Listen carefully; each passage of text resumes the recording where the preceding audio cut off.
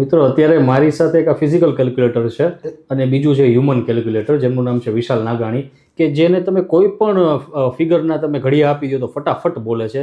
હવે આપણે ફરીથી એમની સાથે છે ને કે એક રેન્ડમ નંબર લઈ લઈએ, 4 આંકડાનો કોઈ ઘડિયો લઈએ અને આપણે ચેક કરીએ કે એમનું દરેકે દરેક સાચું પડે છે કે કેમ. વિશાલભાઈ, હું પાછો એક રેન્ડમ નંબર આમાં હું એન્ટર કરું છું. 9587. આ મને પણ ખબર નથી નંબર મેં સિલેક્ટ કર્યો છે. ઓકે, એના તમે ઘડિયા કયો. 9587.